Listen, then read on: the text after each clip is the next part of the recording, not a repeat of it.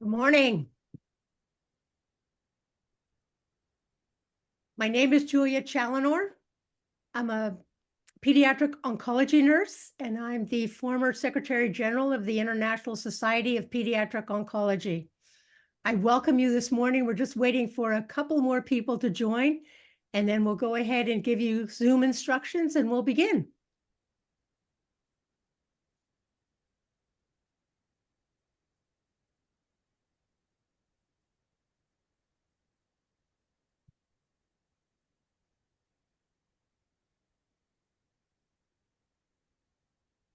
It looks like we have a stable number on the participants, so I'm going to go ahead and start.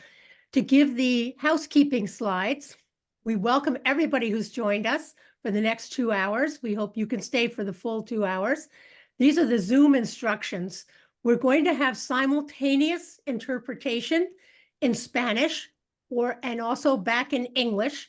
So I'm going to give you instructions just in case you're not familiar with this, how to connect. To follow the meeting in Spanish, you're going to click on the globe icon below. You'll see this light blue arrow here, and you'll click on this globe that says interpretation if you have English on your screen. And then you can select your language. It says here Russian, but you will see Spanish. Click on Spanish. Or you might see it like this in your mobile phone. If you're connecting by phone, you'll see 3 little dots. Again, look at the light blue arrow. It will say language interpretation, and then you'll pick your language. In this case, you'll pick Spanish. We're going to have a chat and a Q&A. We'd like you, if you have a comment or a question, please put it in the Q&A. Preguntas y respuestas if you're in Spanish on your side. You can put your question in Spanish, and we will translate it to English so that the speakers can answer you. You can also use the chat to make a comment if you prefer, but we will not be monitoring that. The mobile view, this is what the chat will look like. You'll have a little chat symbol. I think most people nowadays are used to knowing how to manage this. But to use the Q&A, which is the most important because that's where we're going to look for your comments and questions, you click on the Q&A in English here below, and it will give you this window, and you will be able to type here your comment or your question. In the mobile view, it will look like this. Welcome to Q&A. If you click here at the bottom, and then you can type, and then you can, we will see your question or your comment. So let me stop sharing. And it's my pleasure to introduce the president of the International Society of Pediatric Oncology, Dr. Guillermo Chantada, for a few words to welcome you. Oh, thank you very much, Julia. The honor is entirely mine. I am Guillermo Chantada. I'm pediatric oncologist. I'm SIOP president. I just wanted to tell you with an anecdote how proud I am to be here with you today. Well, when I was a boy, I was a small child. In fact, I read a lot. I like to read comic books, and I remember reading a comic book, which was very impressive to me. I still remember that moment, and that was a comic about an alchemist, someone that could touch things and become gold. And I thought that I was like 5 years old or 6. I was so, wow, that is great. That is even better than become a magician, because magicians usually tend to disappear things. But these guys really touch things and become gold. So that is how I feel today. I feel today that I'm sitting in the table with the alchemists. You guys are able to become gold, the most difficult things that could happen in the world, the suffering, the losing of a very, very dear person, or becoming a survivor after having cancer, childhood cancer. So today, I'm so proud to sit in the table of the alchemist, as I saw when I was 5 years old. So thank you very much for having me today, and let's enjoy and celebrate this very important day.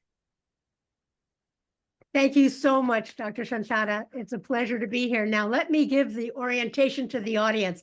You've seen the flyer, so you will be familiar that the first hour is going to be 4 professionals who work with children with cancer, and they're going to each present their view of our theme today, which is communication in childhood cancer and stigma.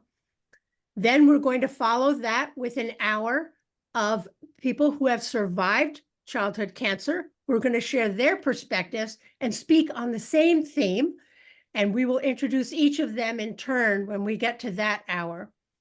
We are keeping the presentation short because we would like to have the audience have a chance to ask questions, make comments, share their experiences.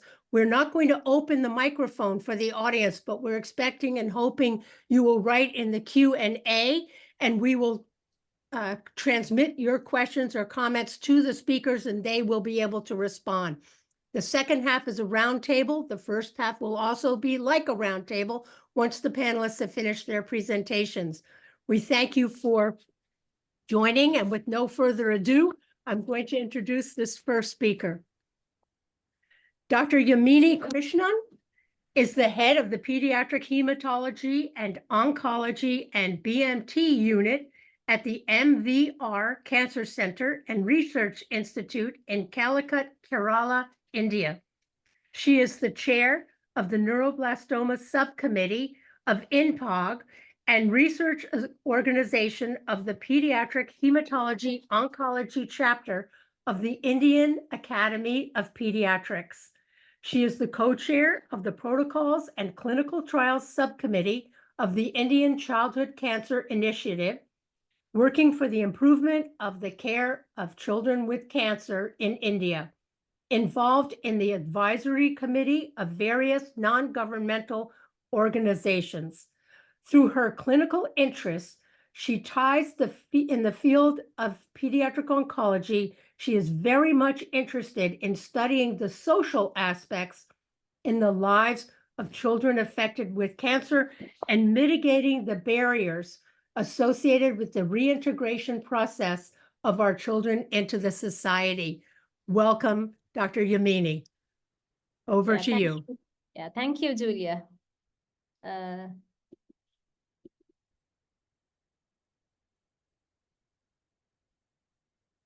Yeah, hope the screen is clear. Yeah, thank you. So it's great to be part of the CCI Survivors Webinar. And thank you very much for this opportunity. So I have been asked to talk on one of our publications related to the topic of stigma.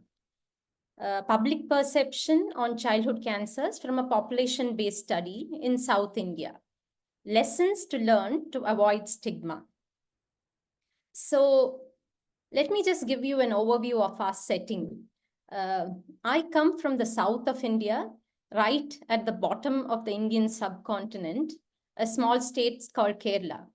Kerala is known for its high literacy rate, a high female literacy rate, and good, human health indices like a very good infant mortality and maternal mortality rates. So our health indices are quite good. Let me just tell you an important point that this setting might not be the same setting in the other parts of India. So it will be different from what you see in other parts. And I work in MVR Cancer Center, which is situated in a rural setting. So this is our publication, and we got it published last December in the Pediatric Hemato-Oncology Journal. The background of our study was that social workers had informed us about a lot of concerns in the society, lots of myths, misconceptions regarding pediatric cancer, and many of the children were discontinuing treatment because of these myths. And the second concern was the parental concern on the stigma of cancer. Basically, a child with cancer was always labeled as a cancer patient.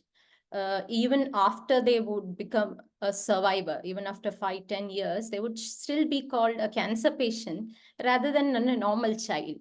So right to forget cancer was always the, the intention of the parent, but that would never happen in the society. So to know the actual situation in the society, our community oncology department, along with our department and the clinical research team, went to community camps, which was actually weekly conducted in our with our hospital, in schools, churches. This was a direct interview method. So basically, we asked the community on what do you know about pediatric cancer. So I'll just directly go into the questions. Initially, they were general questions, and most of them knew about the results were actually quite impressive. What was there 20 years back and what is now.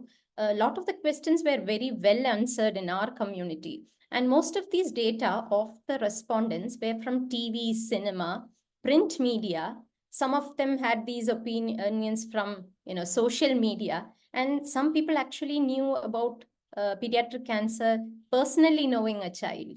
So let's go into the general questions. If you see, awareness of pediatric cancer was there in the community. A good amount of people did knew about pediatric cancer, and the gender predisposition, as any girl, boy, child, all of them were predisposed to cancer. Any age could be affected by cancer. All these were very well understood by the community. But as you can see, regarding the perceived causes of childhood cancer, what was very striking is that 1/3 of the patients, of the respondents, actually thought that it was a God's curse. Food habits, mistakes of the parents, environmental factors, bad behaviors of the children, all these were implicated as the causes of pediatric cancer. So that was very interesting results that we got. Some of the general other questions we asked were, is pediatric cancer curable? That also was well answered by 3/4 of the people actually did know that pediatric cancers were curable. The percentage curability also was quite well answered by them. They knew that the pediatric cancer was not infectious. So very well answered all these questions. An interesting point was that that is half of the respondents felt that pediatric cancer is curable, but also through prayers and alternate treatment. So that too was quite interesting.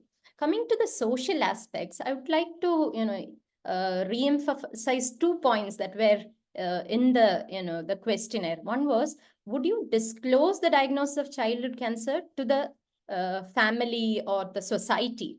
So a good number felt that we shouldn't disclose, and they felt that this would affect the future of the child, will affect the siblings, would affect the family in general. Some had other answers also. So majority was affecting the future of the child, would affect the siblings, would affect the family.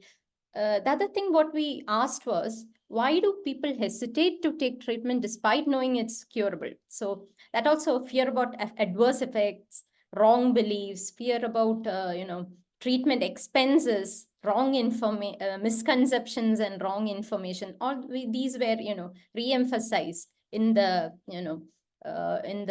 the respondents responses we had. The other question we asked was, can a child actually return to normal life after completion of treatment?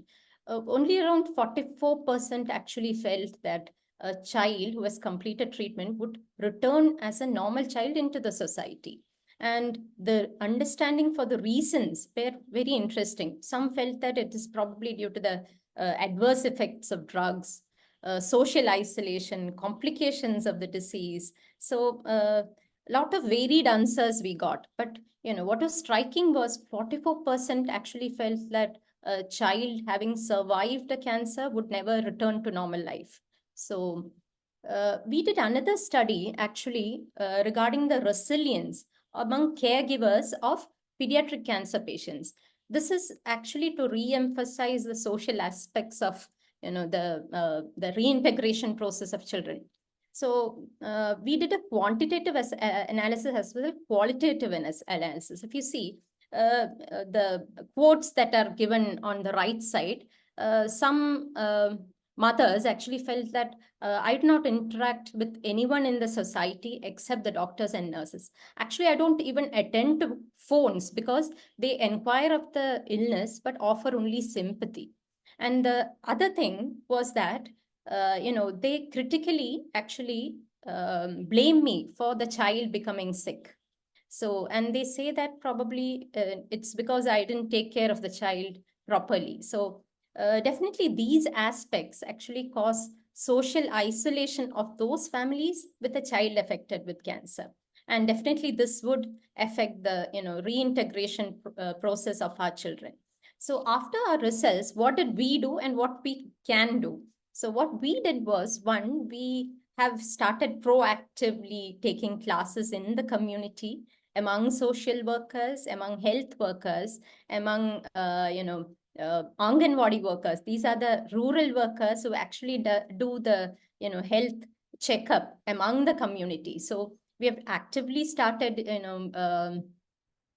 educational processes within our community. The second thing that we have done is we have formed social, support groups. One of our support group is what's called Changadi Kootam, or friendship in our language, for the adolescent survivors. And the second group that we have is retinoblastoma support group. That is, these are for retinoblastoma mothers whose children have been affected with retinoblastoma. What we can do as a community, one, probably we can increase the educational aspect in the community, try to do more educational work in the community, re-emphasizing the fact that these children who have survived the disease are perfectly normal and as normal as any child in the community. And second thing is probably we can increase the advocacy groups, including more survivors, so that it is so evident that these all our children are as normal as any child in the community. Yeah, thank you for patiently hearing. Thank you very much. And once again, let me thank CCI and SIOP for giving this opportunity. Thank you very much. Thank you so much, Dr. Yamini. It's been a pleasure hearing your presentation. Is it possible to close your slideshow?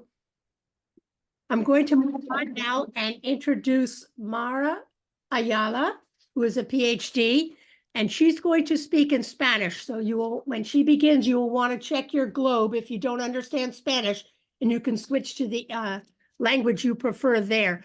Dr. Ayala is the founder and director of Imagina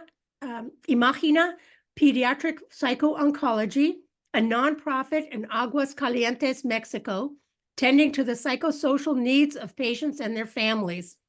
She also created the integrative extra and intra hospital psycho-oncological intervention model, now integral to the institution's operations. Welcome, Mara.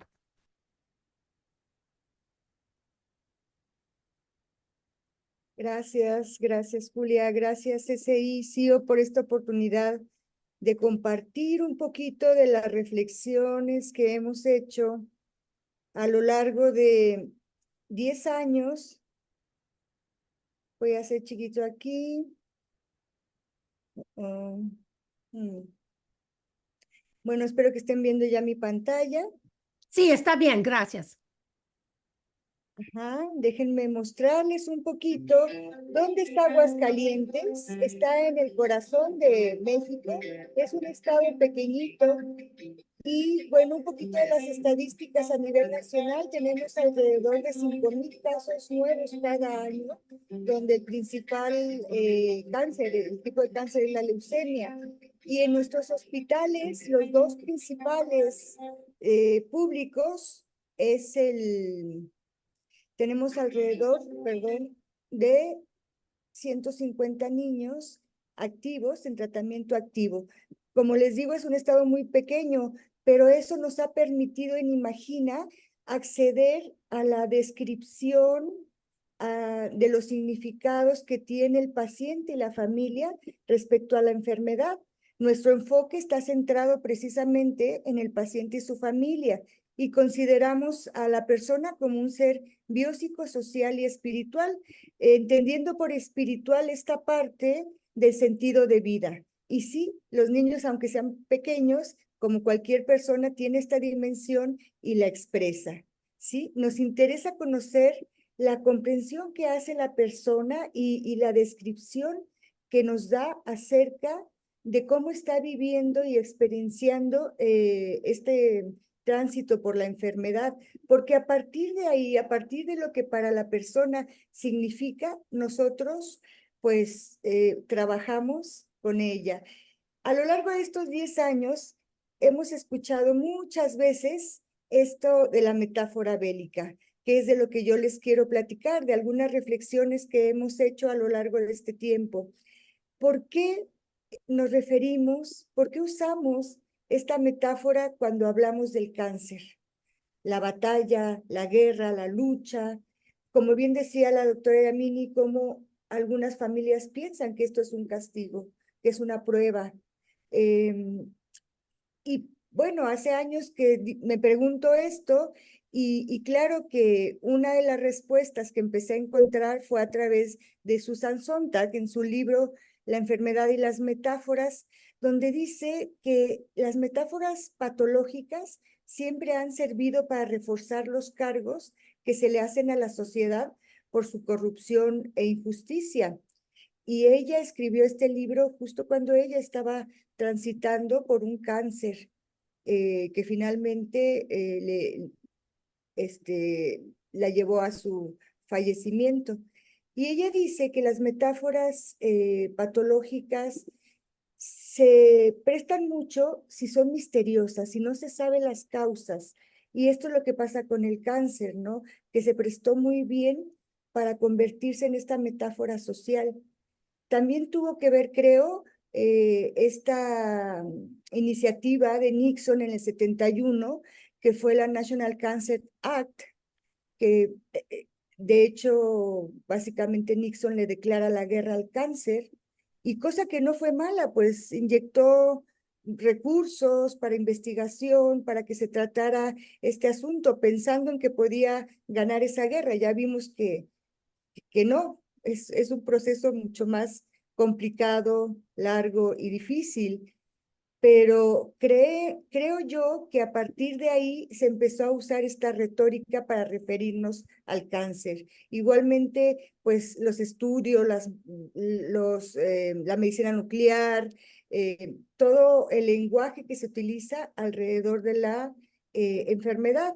Y Elena Seminó nos dice que el lenguaje bélico puede ser dañino para los pacientes, sobre todo cuando la enfermedad es incurable, ya que termina el paciente sintiéndose responsable por perder ese combate.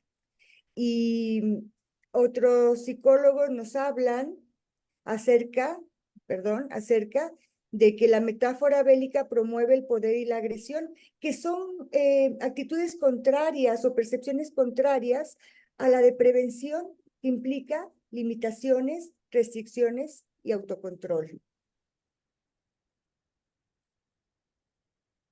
Visibilizar que la metáfora bélica produce una ideologización particular de la enfermedad, ya que le atribuye significados, asigna roles e introduce valoraciones morales respecto a conductas deseables o no deseables, tanto a la patología misma como a las personas, a los actores involucrados en ellas.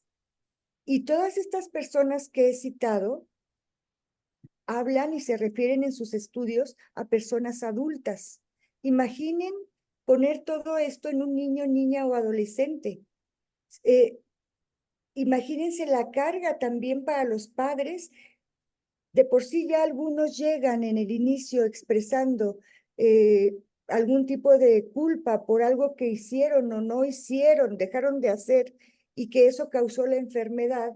Es poner esta carga en la persona, lo que vuelve a la metáfora bélica pues no recomendable para usarse. Y claro, el lenguaje bélico en el campo de la investigación, de la industria farmacéutica y las iniciativas públicas, las ONGs, pues puede ser, tener un impacto positivo porque anima a actuar, a participar, pero el problema es cuando lo ponemos en la persona, cuando le ponemos esta responsabilidad a la persona. Sí, voy a pasar. Estoy un poco, es que no puedo ver toda mi pantalla. Permítanme un segundito. No, ok.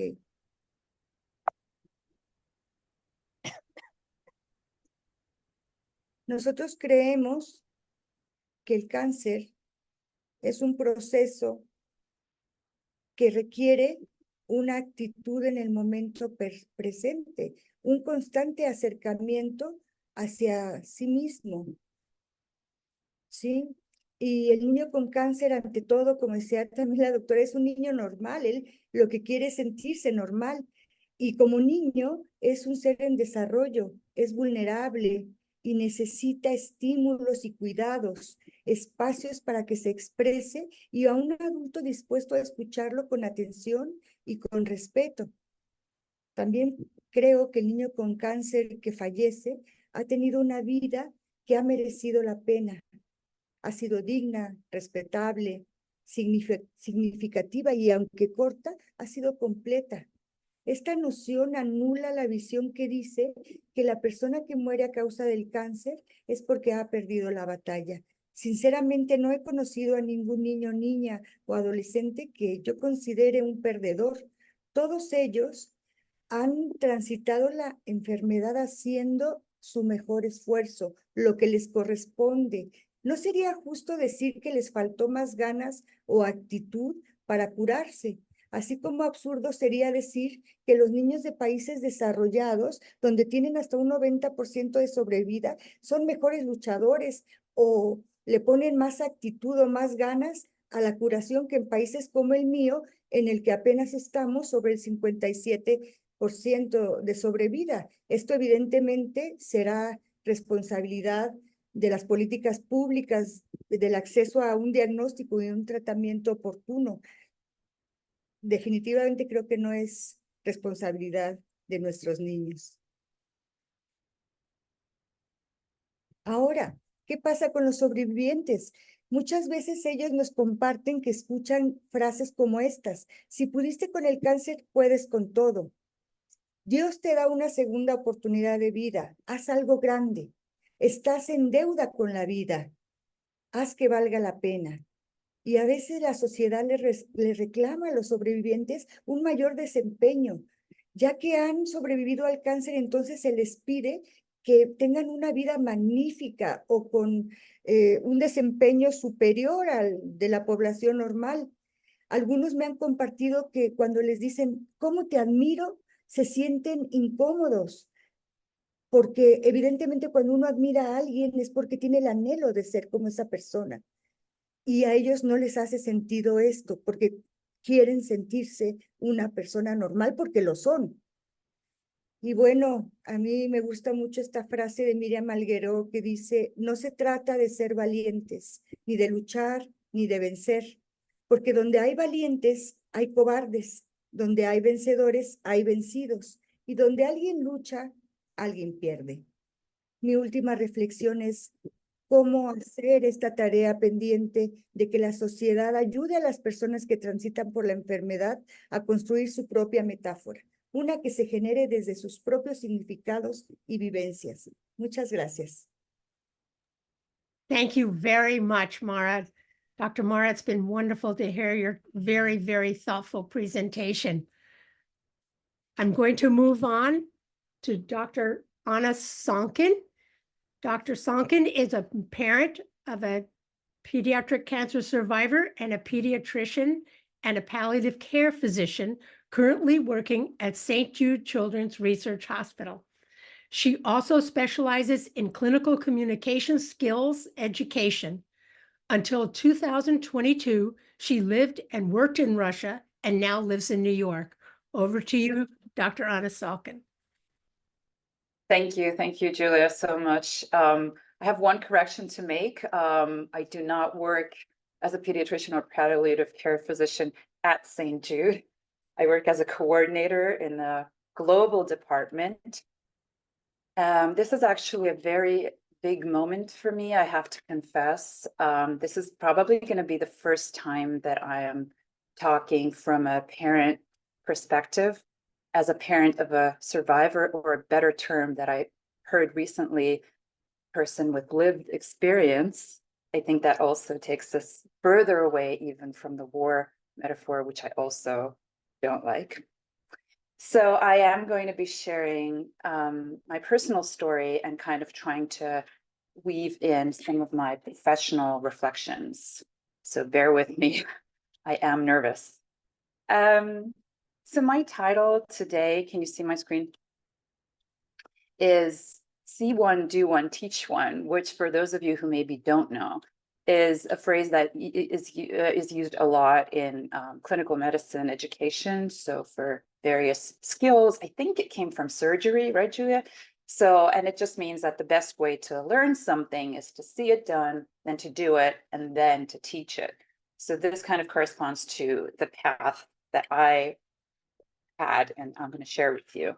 So before coming to St. Jude, when I was living in Moscow, I was first, a clinician. So it so happened that I had a dual role, which is weird. It's not a very frequent combination. So I did palliative care in a pediatric neuro-oncology clinic, and I did general pediatrics. So you can imagine you see patients who have terminal illness, and you also see absolutely healthy children. So then I became an educator. I got very interested in communication skills. I think that came also from the palliative care education that I had. And I did a lot of work in order to be able to learn how to teach clinical communication. And that's what I've been doing for about 10 years now. And then not so long ago, so it's been 5 years since diagnosis, my daughter was diagnosed with a brain tumor when she was 15 years old.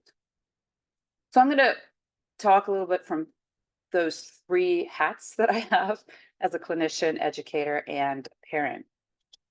So interestingly, in my clinical work, obviously, it seems like these are two very different clinical settings where the communication challenges are, different. So in palliative care, the communication bits that you focus on are like obviously delivering bad news, but also advanced care planning, symptom management, consulting on the parent-child communication. So that aspect of whether you talk to a child about their disease or you hide it from them.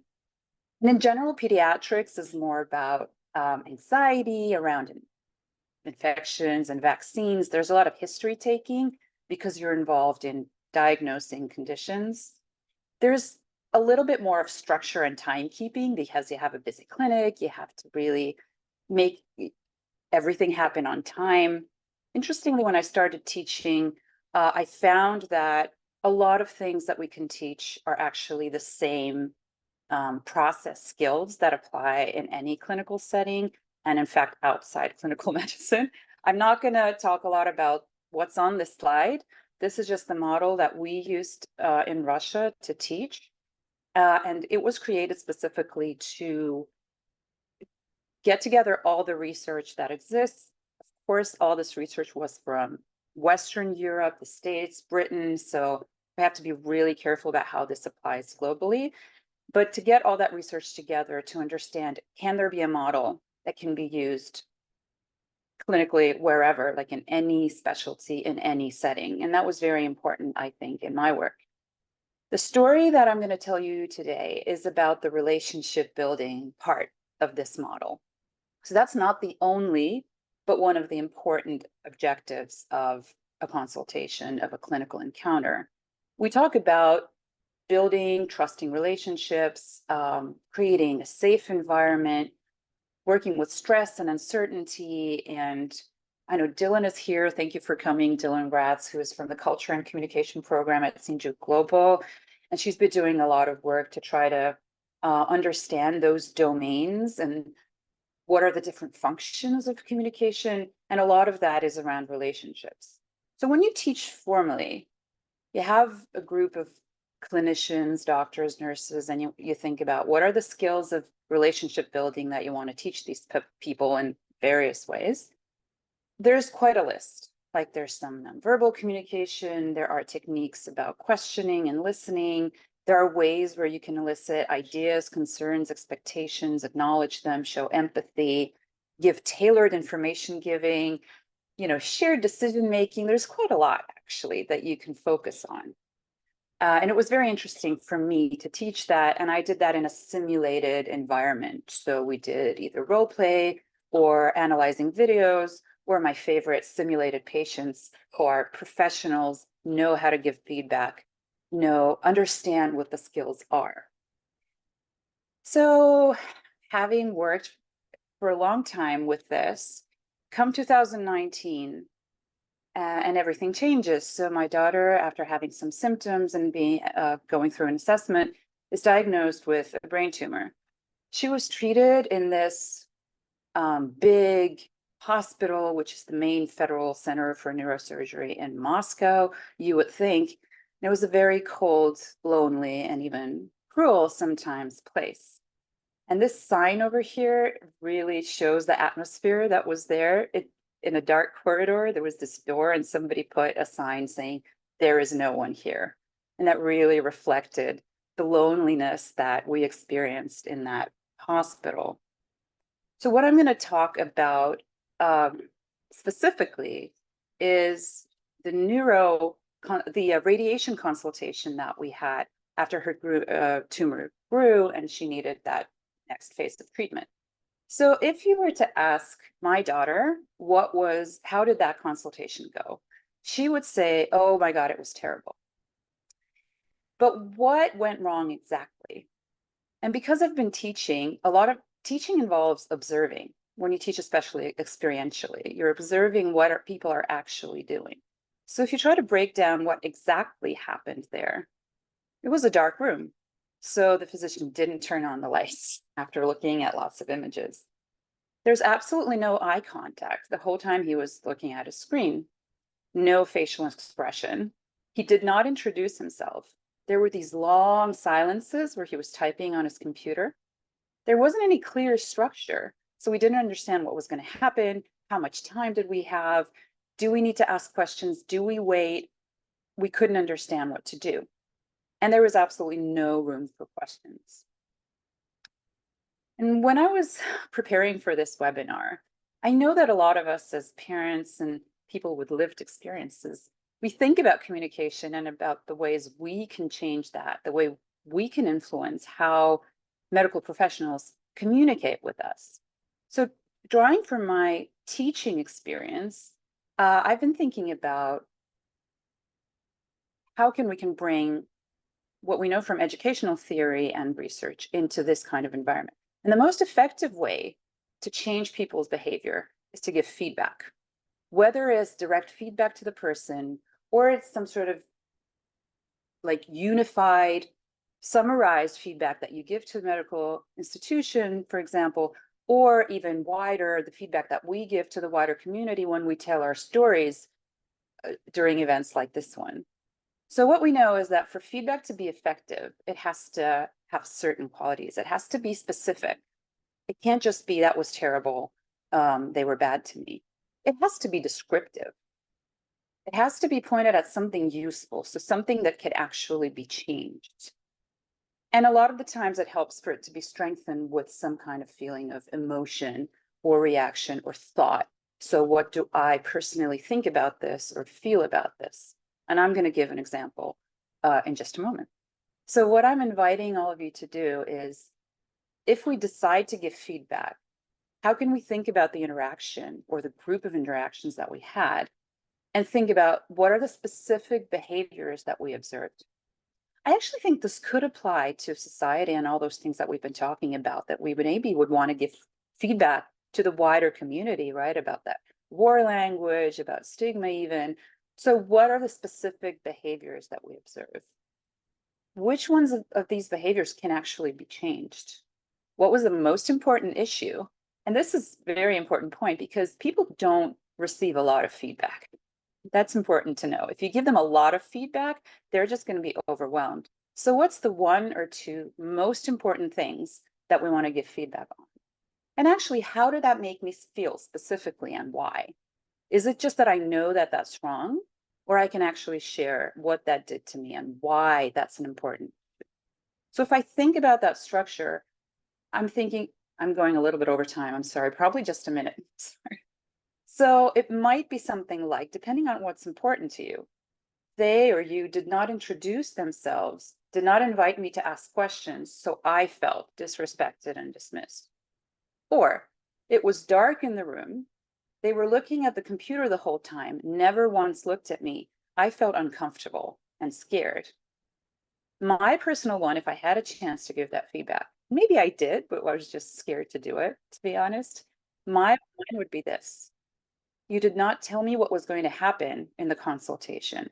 There were long periods when you were typing in silence. I was stressed because I didn't know whether to speak or to wait.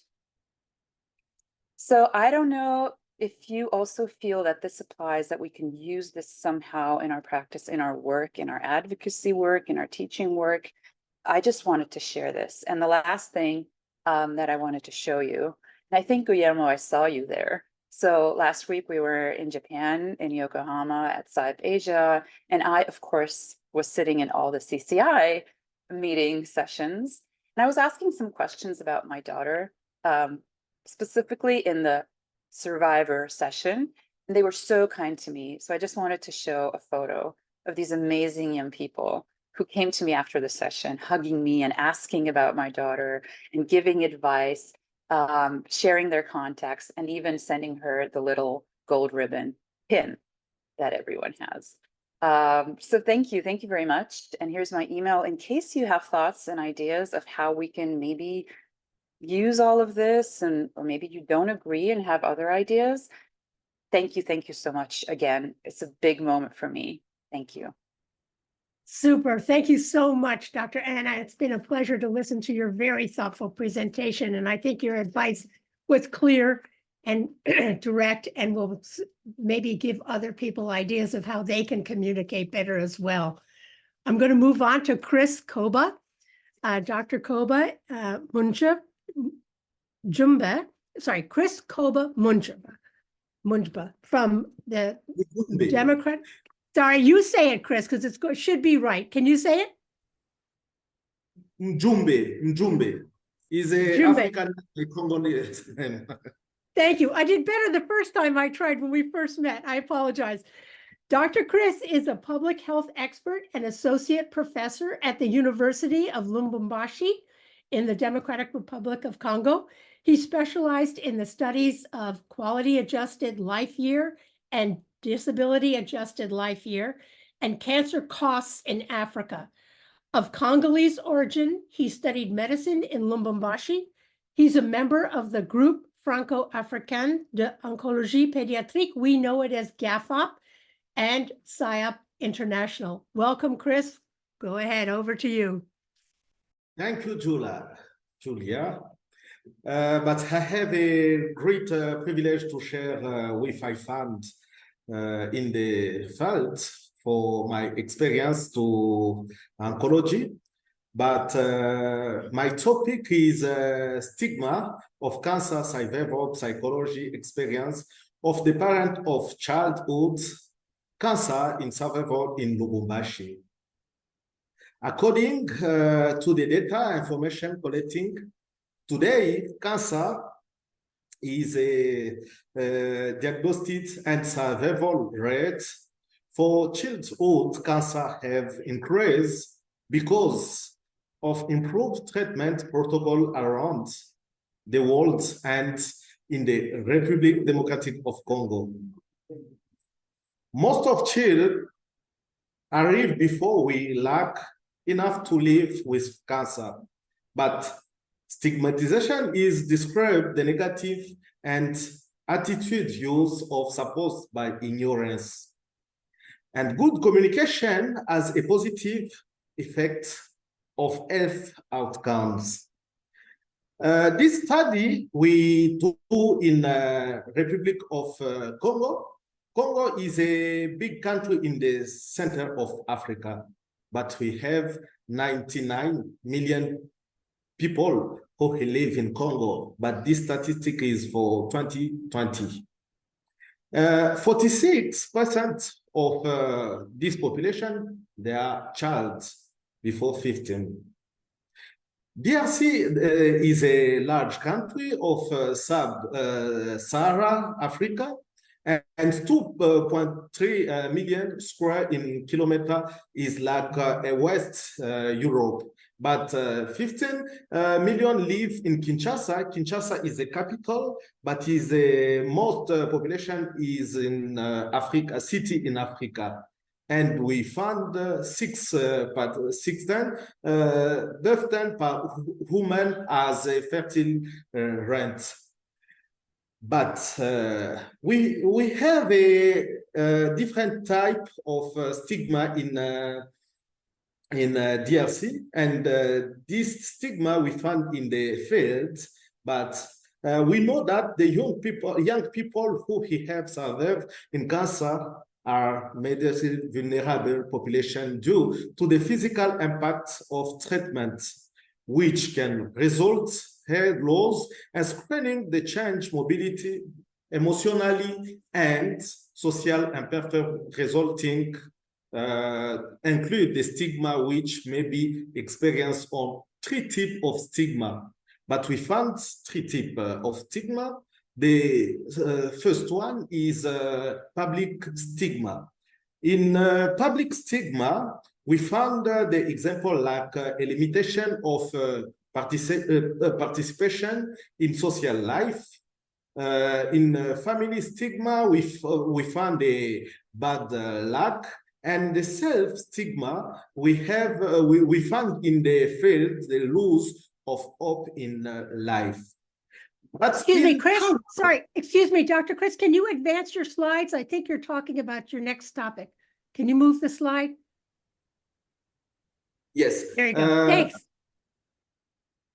But I say we found a different type of stigma in our field, but the first one is a public stigma. We found a limitation of participation in life, social life, exclusionary attitudes, and community segregation. But the second one is family stigma.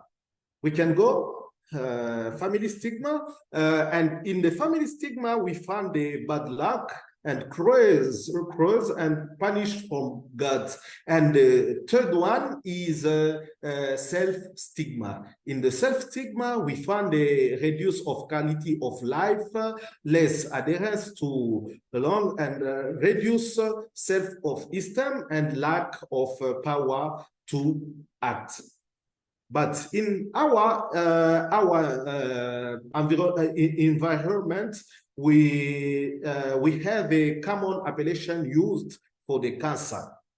The common appellation for the cancer is saratani. Saratani is in Lingala and Swahili. Swahili and Lingala is a local language in DRC, but we use Saratani like to call the people who have a cancer. But Saratani is a Arabic origin name, and the people who is survived with the cancer in Lingala, we can call them Dongolobisu, like enemy and wizard. That the name who they are, these people who survive with cancer, we call in this country, but the people speak Swahili and Lingala. But many progress and approach to change. Many parents feel frustrated about the look of support their child to initiative support strategy for a good communication and creation of friendship group in community help the financial crucial role in ensure that the children receive the necessary cancer treatment, the urgent need for better psychosocial support for the parent of children, and call specific health police to combat the stigmatization of pediatric cancer in DRC Congo. And we recommend a comprehensive support system, including medical psychosocial assistance to improve the well-being of affected families. But now, I need to ask us to take a few minutes to watch this video testimony from a survivor mother of children.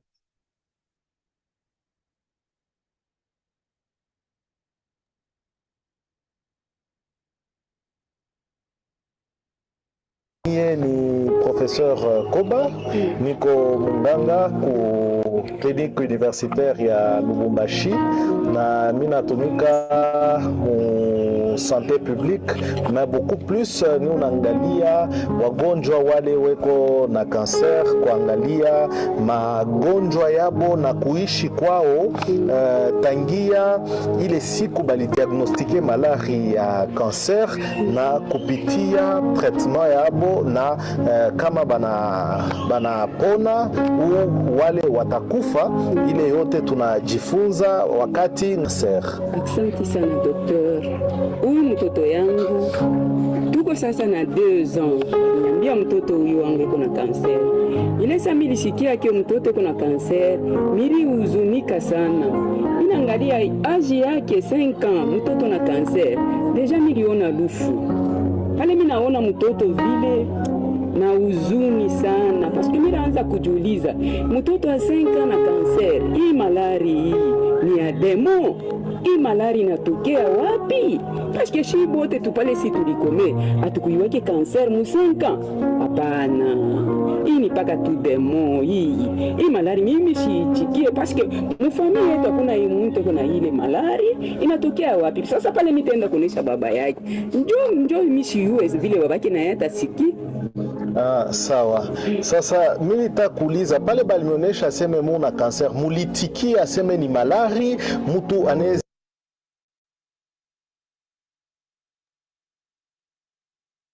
Wonderful. Thank you so much, Criss. Do you want to please thank the mom for sharing her story with us from the DRC? I really appreciate it. Thank you. So that is the end of our presentations from our professionals working in the area of communication and stigma in childhood cancer. We do have a question in the Q&A. I want to ask Dr. Anna, it's directed to you. Dr. H.K. Das says, what has changed after 2019 onwards till date towards palliative care and in the communication skills from the healthcare providers? Have you noticed anything since 2019? I think this is probably post-COVID. In Russia, or why don't you just say whatever you prefer that doesn't specify? I really don't know, honestly. I don't know how to answer that question. I would expect it to, I don't know, I can imagine some things becoming worse, well, less effective. But I can also imagine some things becoming better, because with COVID, like something that I noticed actually when we were all wearing masks, remember at first you could never tell a face expression. And then we started looking at each other's eyes more, right? And we started noticing and picking up those nonverbal cues better. So I think we learned a lot from that experience, and also a lot started happening online. And all this distant communication forces you to find ways to verbalize things that used to be only nonverbal. So I don't know. I think there might have been more things that we learned than lost. Thanks so much. Do any of the other three have a comment about post-COVID or what you experienced during COVID and communication? Dr. Yamini, do you have any thoughts in India about what that was like? I can't find any difference, but definitely, as Anna said, most of us have our masks on now. Still, the communication skill has gotten better only. So definitely we are giving more non-verbal cues to people through our gestures. Probably eye communication is better. So definitely I think our communication skills are getting better. No doubt about it. And probably the emphasis on communication is more now. I don't know whether it's because of legal issues that are increasing and doctors are more aware of the need for communication. Previously, the only term we used to hear is, let's see. Now we tend to give, more information to the patient, get their input on what their, perception is on the disease, what they want. It's a combined effort to treat the child, as against previously when the sole treatment would be taken by the primary, doctor, rather than the parents and the child. So I think probably that's the difference that I have seen over the years. That's wonderful. Thank you for sharing that. Dr. Mora, do you see a difference now recently after COVID with how people are receiving or health professionals understanding communication?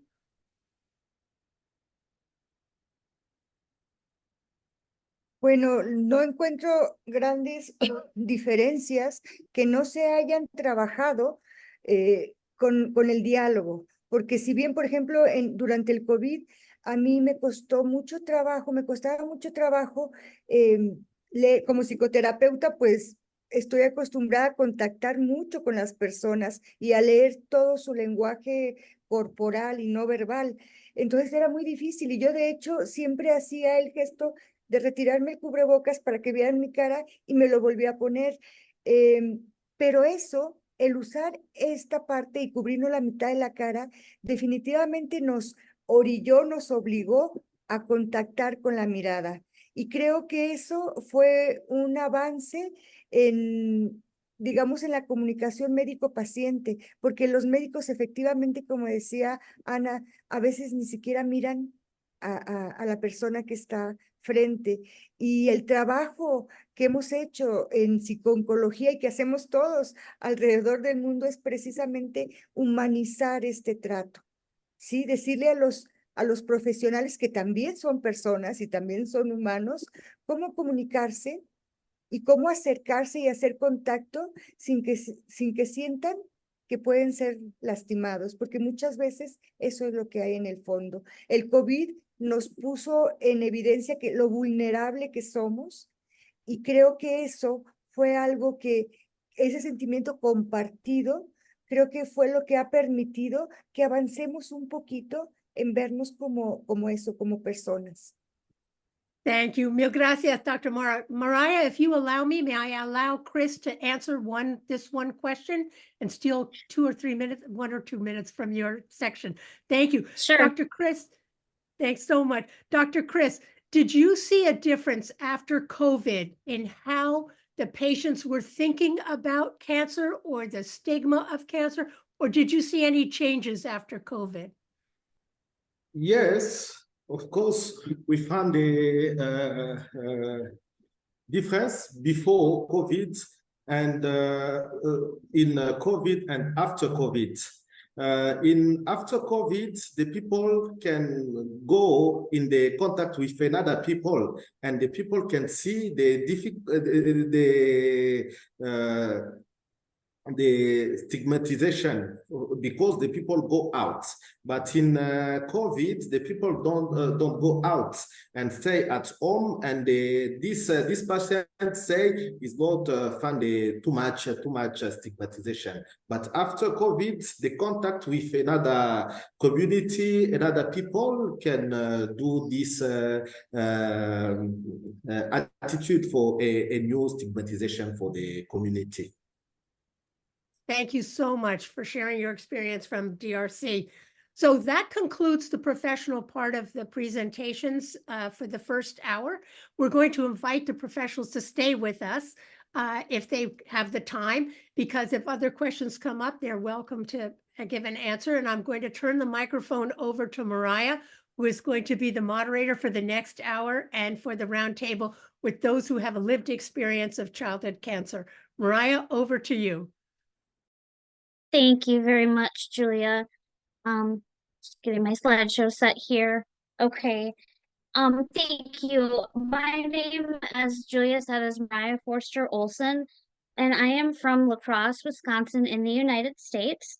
Wisconsin may be most renowned for our professional sports teams, such as the Green Bay Packers, which is American football, the Milwaukee Brewers, which is our baseball team, and then the Milwaukee Bucks, which is our professional basketball team. It is a privilege and an honor to be here today moderating this panel and to speak about childhood cancer survivorship and stigma. I am also a survivor of childhood cancer. I was diagnosed with neuroblastoma 44 years ago in 1980 at the age of 1, with a tumor growing out of my spine, wrapping around my heart and pushing against my trachea and lung, making it difficult to breathe. I was given poor odds of survival, but I had surgeries, radiation treatments, and 2 years of a brand new experimental protocol for chemotherapy, which ultimately saved my life. Due to the location of my tumor and outdated therapeutics, I have around 100 different long-term side effects and late effects. I've had 52 surgeries, and I am at a higher risk for 9 different secondary cancers. I have experienced stigma from having cancer, especially because I was treated so long ago. It was so difficult, but I had to break through it in order to reach my goals and be happy.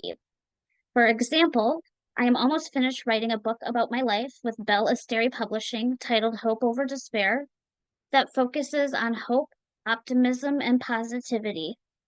I am also involved with several childhood cancer nonprofits, including the Neuroblastoma Children's Cancer Society, the Gold Together, which is the American Cancer Society's Childhood Cancer Initiative, the American Cancer Society Cancer Action Network, and I am the survivorship lead and board secretary for the Coalition Against Childhood Cancer, or CAC2 as it's abbreviated. I find fulfillment in giving back, and it fills my heart with gratitude and helps me remain positive and hopeful. I also play the oboe, and I enjoy getting my emotions out through my music. Additionally, I love spending time with my family, my husband Troy, and our Siamese cat Isaac. Before we get started with the panel, I have been asked to share a new program from the Coalition Against Childhood Cancer Survivorship Interest Group, which just launched in January. I am so proud and excited to introduce the CAC2 Survivorship Toolkit, co-led by myself and Mary Beth Collins, which provides education and resources for childhood cancer survivors and their families all in one place that address some of the challenges and issues that are faced during survivorship. As we have learned, childhood cancer survivorship is growing, but there is little information available for survivors and their family members. Although there are some wonderful survivorship toolkits that exist, they typically focus on a few key topics. We do not want to recreate the wheel, so we will highlight the organizations who have addressed things well, but we also know that we will have to create content. Survivors and their families often have several issues to contend with post-treatment, including late effects, finances, family relationships, and the emotional impact on every family member. Current information is readily available in the following 6 categories, which are listed here: educational guidance and planning, insurance and financial health, physical health and late effects, psychosocial and emotional health, transitioning to adulthood, and wellness and healthy behaviors.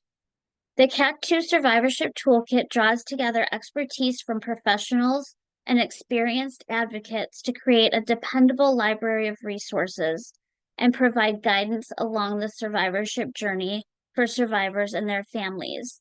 And you can access the CAT2 Survivorship Toolkit using that QR code on this screen. So now I will stop sharing my screen and we will introduce our survivor panel today. Is Anna here then? Yes, I'm here. Okay, great. Hi, Anna. Anna is originally from Romania, but now lives in Germany. And now, Anna, you can further introduce yourself. Thank you. Thank you so much, Mariah, and it was really great to hear also the projects that you are involved in and the impact that they have. As Mariah mentioned, I'm from Romania. I'm a cancer survivor myself. I was diagnosed with non-Hodgkin lymphoma, and during my treatment, I started to be really interested in the medication that I was receiving and why I was receiving the medication. So after completing the treatment, I finished school and started a biomedical science degree. I'm currently living in Germany and I did my degree in UK. So I had the opportunity to experience healthcare systems in 3 countries and to observe the differences that exist in the care present both in Eastern Europe, in Romania, and in Western Europe. Yeah. And that's pretty much everything from my side, and I will leave Mariah to introduce the next survivor. Thank you so much. Thank you so much, Anna. Charlie is from Guatemala, and he was diagnosed with acute lymphocytic leukemia at the age of 18. Now Charlie will further introduce himself. Hola, hola a todos. ¿Cómo están? Voy a hablar en español. ¿Pueden ver ahí mi pantalla? Bien, ok, bueno. Hola a todos, yo soy Charlie Ramírez. Yo soy un sobreviviente de cáncer y fui diagnosticado con leucemia linfocítica aguda a los 18 años. Estuve en tratamiento alrededor de 3 años y quiero contarles un poquito acerca de mí. Pongo aquí la foto de mi familia porque ellos son parte importante de mi motivación todos los días. Y yo soy cristiano y aquí tengo una foto de mi familia, mi esposa y mi bebé hermosa que tiene 6 meses. Actualmente yo trabajo como gerente de proyectos de tecnología, como lo comentaron. Yo soy de Guatemala y una de mis pasiones o hobbies es tocar marimba. Lo pueden ver ahí en el número 5. La marimba es el instrumento nacional de Guatemala. Y por último, en el número 6, esa pasión por la marimba también me lleva junto con mi esposa, a crear un canal de YouTube que se llama Marimba para Todos, en donde enseñamos a tocar marimba al estilo de Guatemala. Y quiero contarles un poquito acerca de Guatemala. Ustedes pueden ver ahí la bandera de Guatemala. En el número 2, estamos ubicados en Centroamérica. Somos vecinos con México, Honduras, El Salvador y Belice. Digamos, estamos ubicados en la región de Chiapas, Guatemala, Honduras, en donde se originó la cultura maya. Ustedes pueden ver ahí en la imagen número 3, está Tikal, que es uno de los lugares emblemáticos de la cultura maya. En nuestro país, en la imagen 4, pueden ver la marimba, es nuestro instrumento nacional, orgullo nacional. En el número 5, yo les puse ahí algo bien bonito de nuestro país y es que comemos muchas tortillas. En general, comemos mucho maíz. Y en el 6, uno de nuestros platos tradicionales es el tamal, le decimos en Guatemala, que es también hecho de maíz. Pero para que conociera un poquito de la cultura de Guatemala, mucho gusto a todos y espero compartir un poquito de nuestras experiencias. Thank you so much, Charlie. Now Raja is received treatment for leukemia at 9 years old from a cancer center in Lebanon. Raja, will you please further introduce yourself? Yes, hi, I'm Rasha Hajar. I'm from Lebanon, and I was diagnosed with leukemia when I was 9 years old. I was treated actually for 4 years. I finished my treatment in 2007, and it was at the Children's Cancer Center in Lebanon. And now I moved to Montreal. I work actually in a cancer center also. It's been for 2 years, but the difference is with adult patients. But my purpose was only to help the patient because I know their experience. It's hard, especially for the adults now, because some of them, they have family, they have kids, so it's hard for them. So yes, that's it. Thank you so much.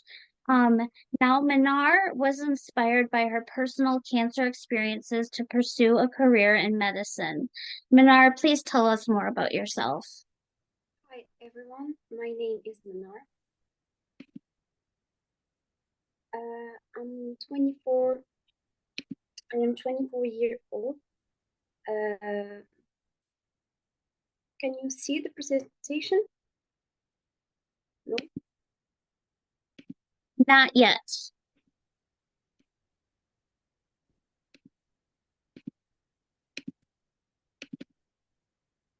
No? There, it's. Vous avez lancé le partage d'écran. Les participants peuvent maintenant voir votre application. So I was saying that my name is Manar. I'm a 24-year-old medical student living in Rabat, Morocco's capital. Rabat is the capital of Morocco, and it's one of the 4 imperial cities in Morocco. It is known as La Ville Lumière, which means the city of lights. It is located along the Atlantic Ocean coast at the mouth of Bourgreg River, and it's providing scenic views. At the age of 10, I was diagnosed with Hodgkin lymphoma. I did my chemotherapy and radiotherapy here in Rabat, and this year I celebrated 14 years of being cancer-free. Inspired by the care and dedication of the medical professionals who treated me, I decided to pursue a career in medicine. And now, as a medical student, I am committed to make a difference in the lives of my future patients and to support and heal those in need. Thank you, everyone. That was all. Thank you so much for that, Minar. And now our final presenter is Kenneth, who is one of the founding members of Ahava Childhood Cancer Care Uganda, and his daughter Gabriella had leukemia at 2 years old. Kenneth, would you please introduce yourself? Thank you very much. My name is Kenneth Nganda, and I am from Kampala, Uganda. Uganda is a country in the eastern part of Africa. It lies right by the equator. So in 2019, my daughter, Gabriella, who was 2 years old at the time, was diagnosed with acute lymphoblastic leukemia. At the onset of the COVID-19 lockdown in our country. So the day that the lockdown was announced, we were going to hospital to start chemotherapy. And we have walked a journey of all these years to date of treatment and of care, like many of the survivors can attest, a gruesome journey. But nonetheless, here we are. We moved on from that part to trying to inspire parents like myself. And we started together with other parents, Ahava Child Cancer Care Uganda.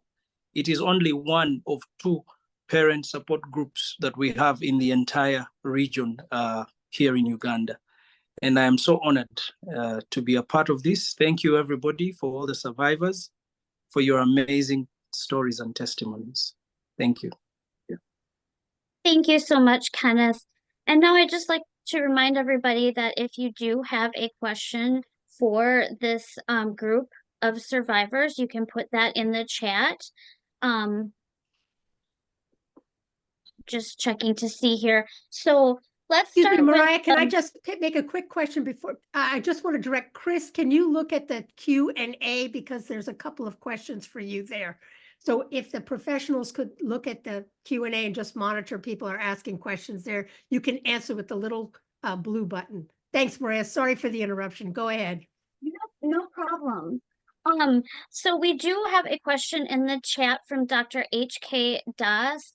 And that is, how does the societal role in your settings, so each of your countries where you are, deal with how does the societal role in your settings deal amongst the cancer survivors with regard to stigma?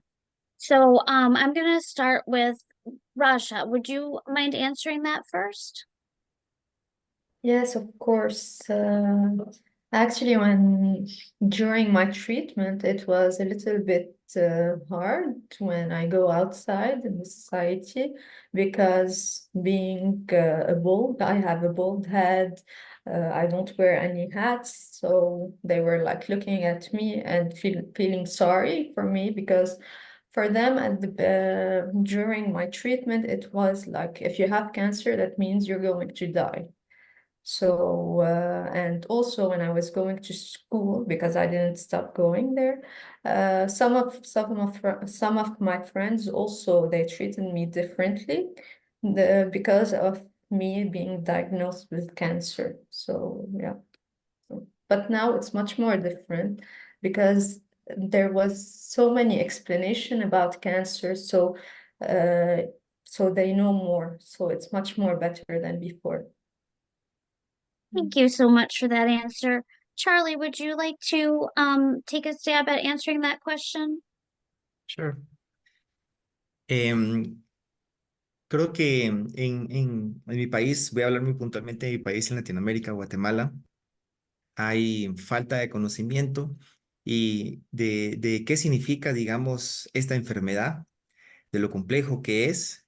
Y lo vi en las presentaciones pasadas, digamos, hay culpa, digamos, en su momento, cuando uno es diagnosticado, porque uno siente por qué, ¿verdad? ¿Por qué yo fui diagnosticado con cáncer?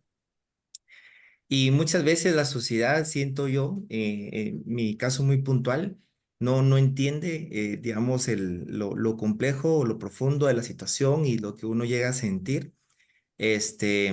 Así que al inicio yo en mi experiencia personal es un poco solo, ¿verdad? Porque uno con su familia, uno se siente como nadie me entiende en realidad, porque no saben lo profundo ni lo complicado que es esta, esta situación. Y lo voy a decir así, por el otro lado, luego también uno encuentra muchas personas que, a pesar de que no llegan a comprender la complejidad, están a la par, ¿verdad? Entonces hay de las dos cosas, ¿verdad? Y por un lado, tal vez la falta de comprensión y la falta de conocimiento, pero a pesar de eso, uno siempre encuentra personas que están ahí, ¿verdad? En todo sentido: familia, amigos, doctores, enfermeras, ¿verdad? Enfermeros que siempre están ahí, al lado de uno, escuchando, comprendiendo y apoyando. Thank you so much, Charlie. I think that was a very important point about the feeling of guilt. That was a very important call out. So nice job with that.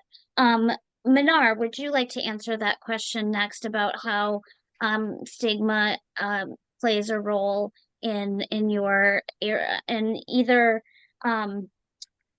where you're located? Yes, of course. As a childhood cancer survivor, I had my fair share of stigmas, of course. I faced avoidance at school, also from some family members. They wouldn't let their child play with me because they viewed it as contagious. And I also was bullied at school from my physical appearance, in the streets, at the supermarket, like everywhere. Yeah, so I know that childhood cancer is difficult, and children who are receiving treatment, they're already fighting a disease that is affecting them.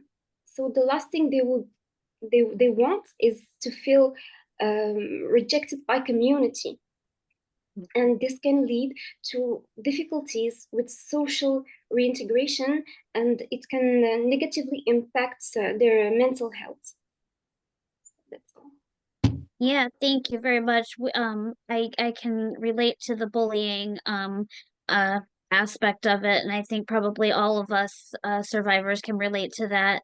We did have a question come in for Kenneth, specifically for you. The question is, I am also a survivor of ALL from Tanzania, and my name is Calvin.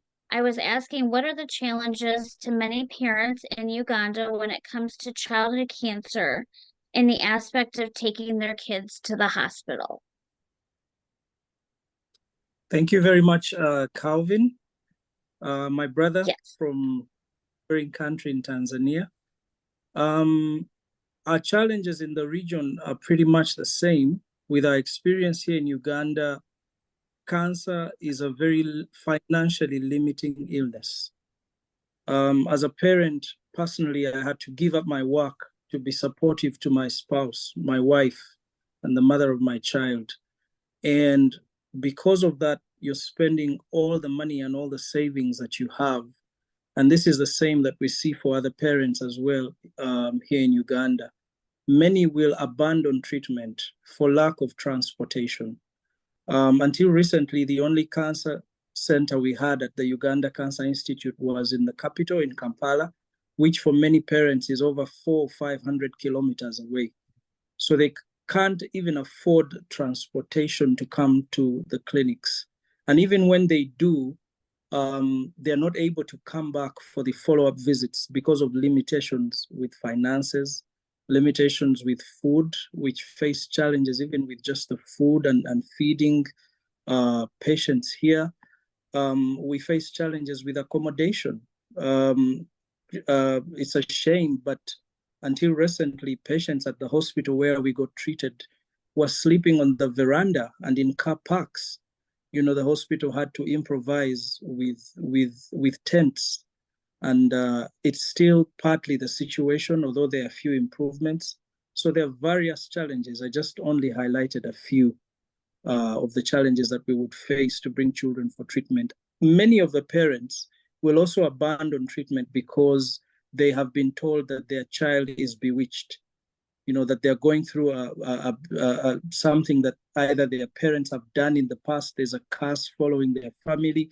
In my case, people tried to come to us to say there's something that we would have done, or that our parents or grandparents have done, or that there's a curse. And this is usually the same for many parents here in Uganda. So we'll find parents abandoning treatment because they've been told that their children are going to be cured at the traditional healers, or some are even going to church and being deceived by religious leaders, you know, that it's a curse from God. Cancer is a curse from God, and that they only have to come to the church. So just some of the challenges that we are facing here with parents in bringing their children for treatment. Thank you. Thank you very much for that, Kenneth. Very enlightening and scary and sad circumstances there. We do have a question here. How can SIOP and CCI address any stigma related to childhood cancer across the world? And what actions can we take to address it? I'm going to start this time with Manar, please. Would you mind answering that question? Yes, of course. So we need to engage firstly with the cancer survivors and their families and healthcare providers and communities to understand manifestations of stigma across cultures. And then we need to raise awareness by launching global and local awareness campaigns to educate the public about childhood cancer, its causes and its treatment, and using social media and community events, celebrity survivors, and then we need to integrate models on childhood cancer into school programs to educate children and teachers.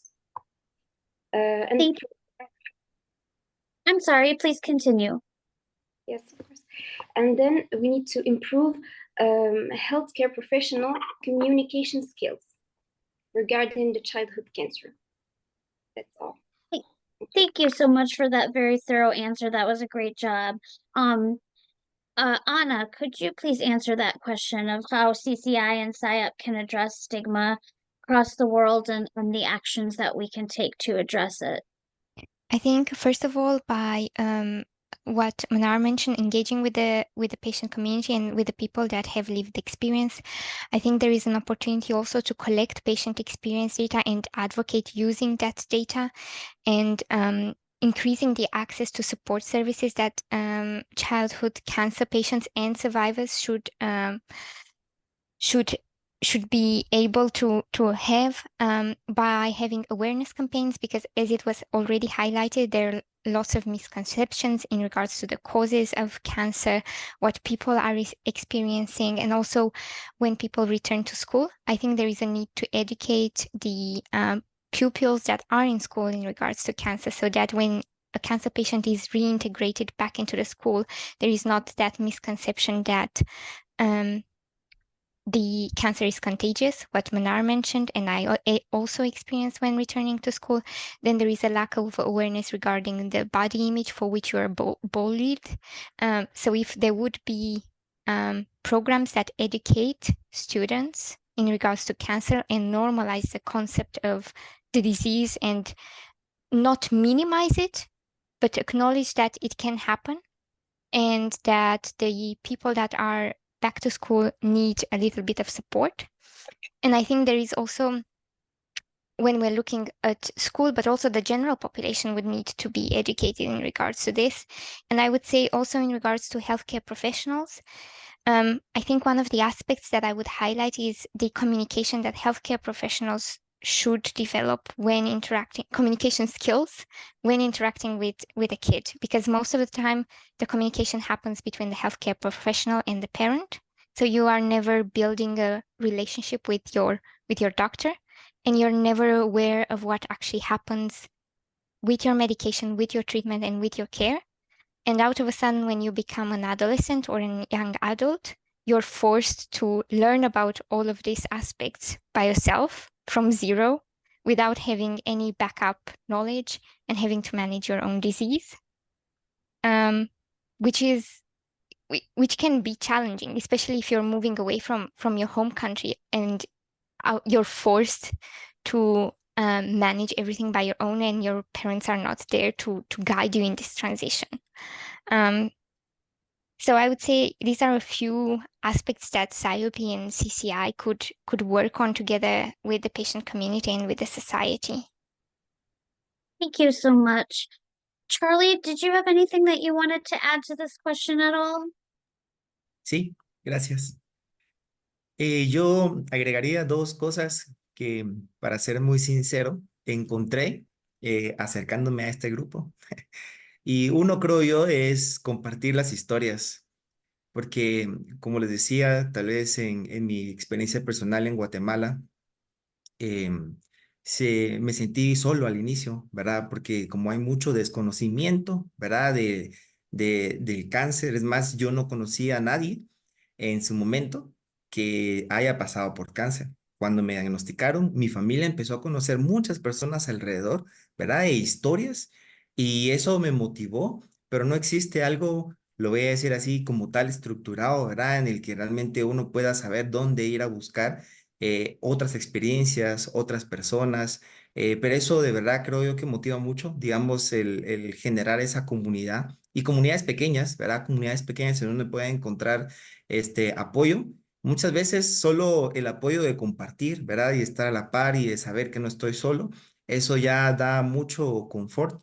Y le da a uno esperanza de saber que no estoy solo, y es más, el compartir eso lo alivia a uno mucho, ¿verdad? Al hablarlo, al contarlo. Entonces creo que generar esas comunidades pequeñas, ¿verdad? En cada país, y no solo centralizadas, digamos, por ejemplo, en mi país seguramente hay mucho centralizado en la capital, en Guatemala, y hay que abrirlo, ¿verdad? Para poder llegar a muchos otros departamentos dentro del país, para poder llegar a escuchar y generar esa comunidad a todas las personas que realmente llegan a enfrentarse con esa situación.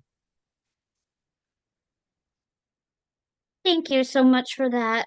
Now we're going to move on to the next question, which is from Dr. Sonkin, who spoke earlier. Her question is, how did the experience of stigma affect your decision to share your lived experience publicly, like at an event like this? So I'm going to start with Kenneth this time to get the parent perspective of a survivor. Kenneth, would you like to answer that question? Thank you very much. If I understand the question very well, for me, because of the stigma of our daughter, I developed an anger within me because we felt that we had a story to share that was valid. We didn't want that I had cancer, and we didn't bring this on ourselves, you know. I didn't like everything that was being said about, you know, having a curse or it being from my parents. First of all, it didn't make sense and did not resonate with me and my wife. And so out of anger, I remember we sat down and said, what can we do? And then we said, we are not going to hide. You know, many parents do hide. I remember going through treatment with parents who did not want even the word cancer to be mentioned in the same statement with their child.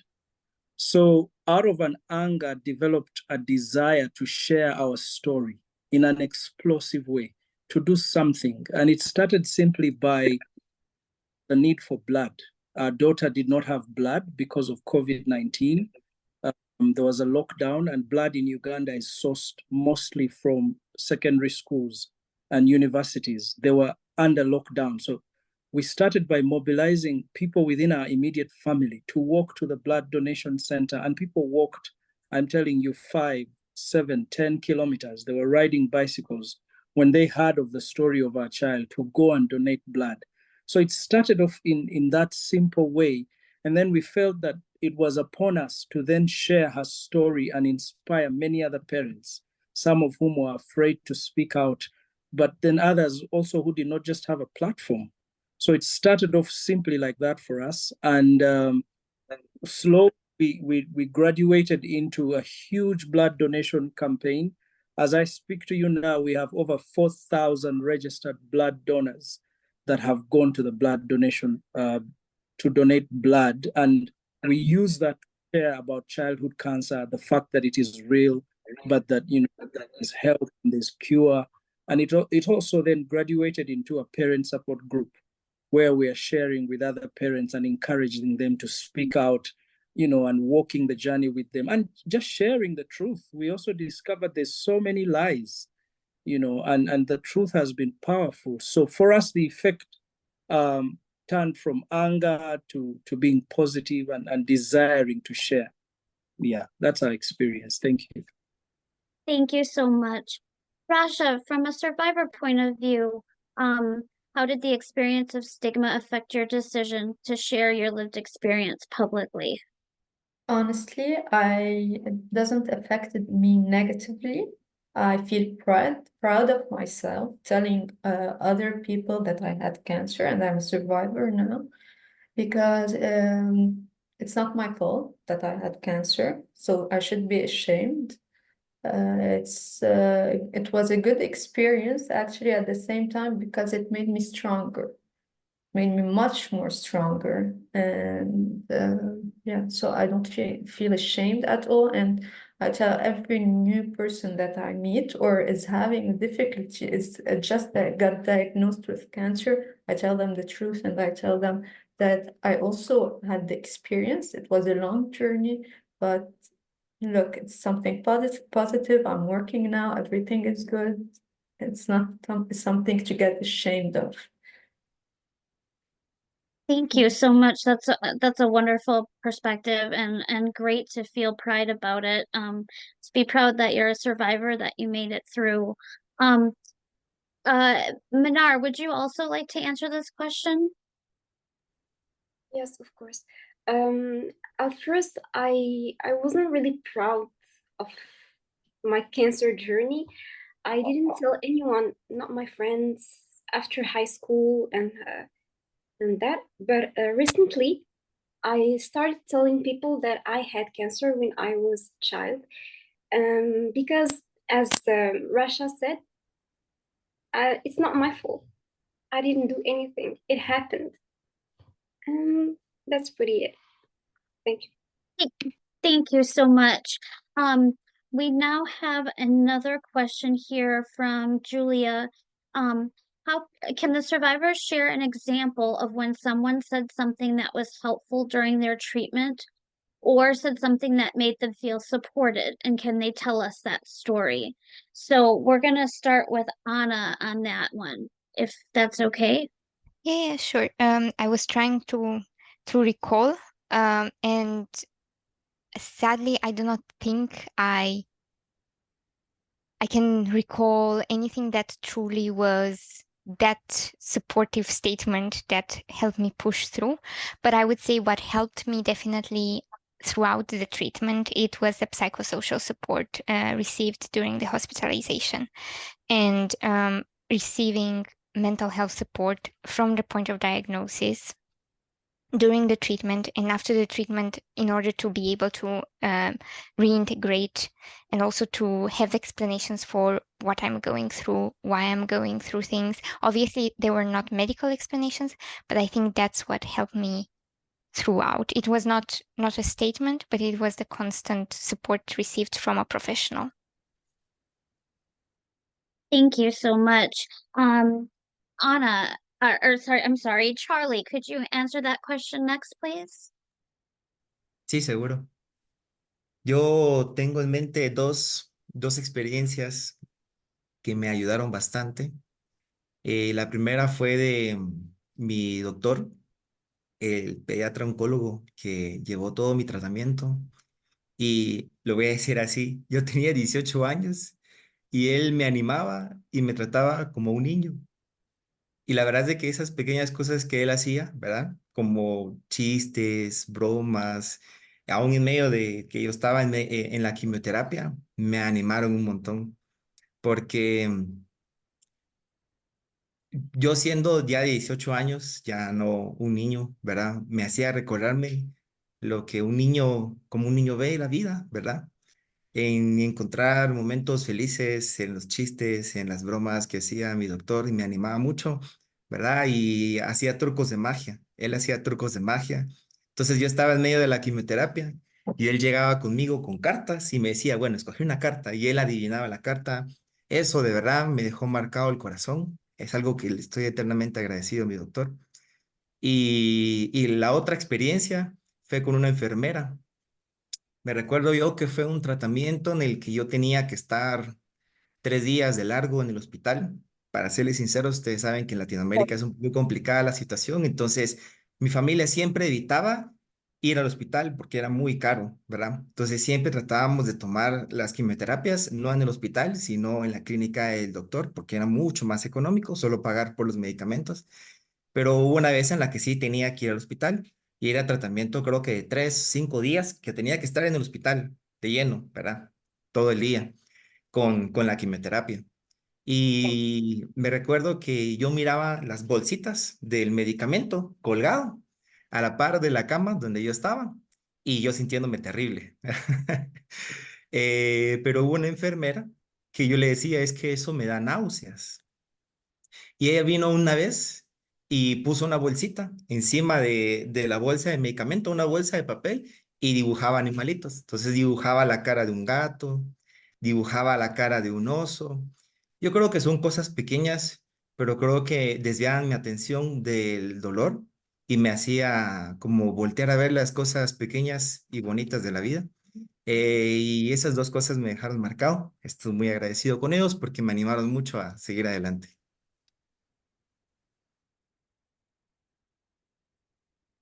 Thank you so much, Charlie. Manar, would you want to answer that question?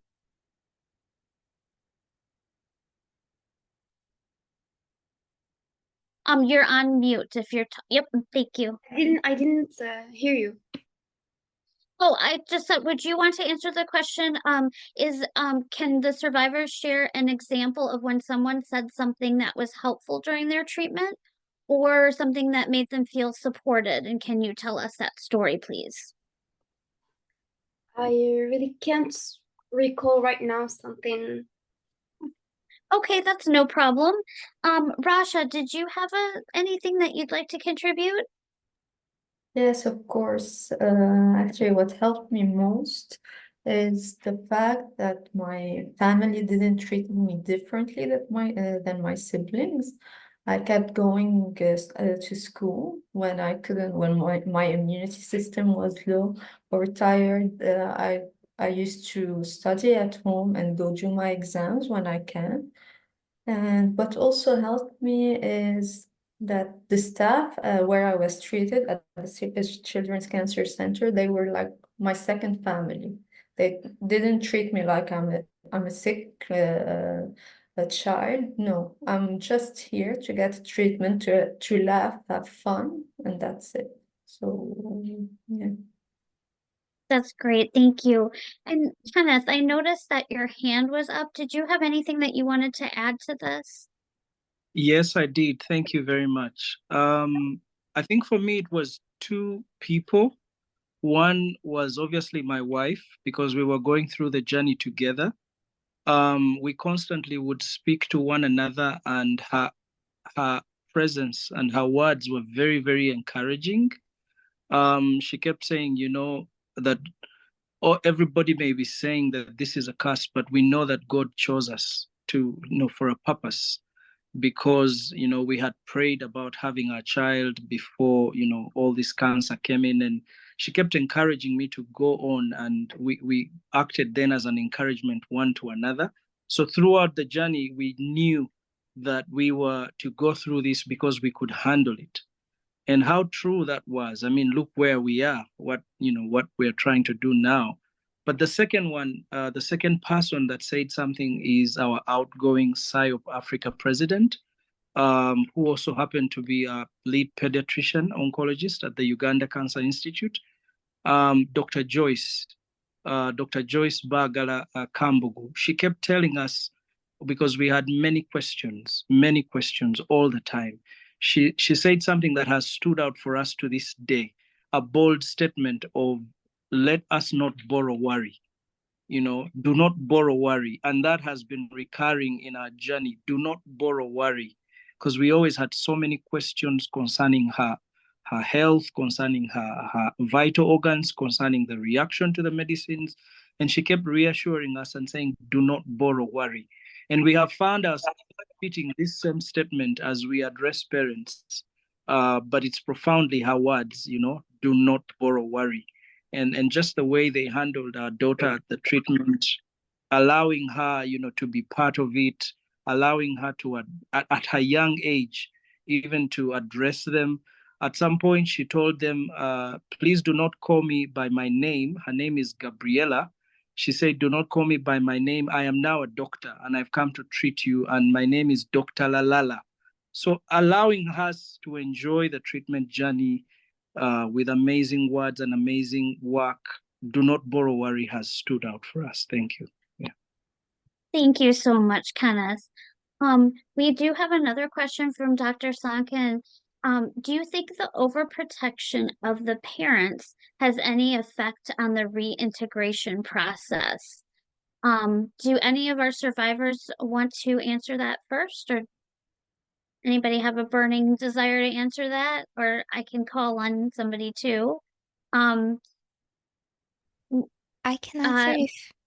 Yeah, go ahead, Anna. Thank you. I do not know if it's valid for everyone. So here I'm talking about personal experience, but definitely yes, because of the overprotection, I was socially isolated further in order not to get contaminated with, I don't know, having a cold when your immunity is low, or mixing with big crowds of kids, which are like, cage full of pigeons, full of diseases. Yes. So yes, definitely, because my parents were overprotective, they isolated me at a certain extent from a social perspective, which led to me reintegrating a lot slower. Yeah. Okay. Thank you. Yeah, thank you. Thank you very much for answering that. Charlie, would you like to answer that question about if overprotection had any effect on your reintegration process? Sí, claro.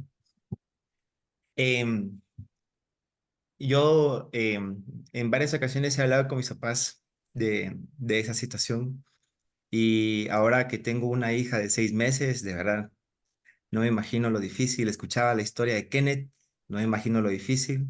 Admiro bastante, digamos, a Kenneth, su historia es increíble. En mi caso, igual, muy personal, mis papás muy preocupados de que no me reintegrara, ¿verdad? Porque decían, es que tenés que cuidarte. El doctor dijo que de igual forma todavía, porque estaba el primer año de tratamiento, paré todas mis actividades, ¿verdad? Y yo estaba en el segundo año de la universidad, dejé la universidad, estuve en tratamiento full y mi doctor me dijo en el segundo año, la recomendación es no reanudes actividades porque todavía estás en tratamiento, tienes glóbulos blancos bajos, estás susceptible a enfermedades. Mis papás igual, pero yo ya no podía con mi vida. Yo ya no quería estar encerrado porque me sentía muy solo. Entonces, creo que ahí, tal vez de la experiencia de hijo, yo reté a mis papás y les dije, no puedo, yo quiero regresar a las actividades normales, quiero regresar porque necesito, digamos, regresar a la normalidad para sentirme, digamos, lo voy a decir así, vivo, ¿verdad? Porque aislado yo me sentía muy solo y como les decía, en mi situación muy personal y creo que en Guatemala no hay muchas comunidades, ¿verdad? En la que aún en medio del tratamiento uno pueda sentir apoyo o compartir historias, o sea, me sentía muy solo. Entonces, después de un año de tratamiento, yo quise regresar, regresé. En el segundo año de tratamiento a la universidad, en su momento fue una cosa que me dio mucha vergüenza porque todavía no había recuperado mi cabello y tenía parches, tenía un pedazo de pelo por acá, otro pedazo de pelo por acá, otro por acá. Y me sentía con mucha vergüenza de regresar así, porque yo me sentía feo, la verdad, pero el no quedarme solo era un sentimiento más fuerte. Entonces dije, no, en el segundo año quiero regresar. Y desde mi punto de vista como hijo, seguro eso le causó mucho caos a mis papás, porque contra la recomendación del doctor y de mis papás, el segundo año regresé a actividades normales. Thank you so much, Charlie. Kenneth, we had a question come in for you. Currently, you as the parent organization that you're head of and that you founded, do you have some power to affect the government or Ministry of Health? How do you think that SIOP, CCI, or the WHO can help? And you're currently on mute if you're talking, Kenneth.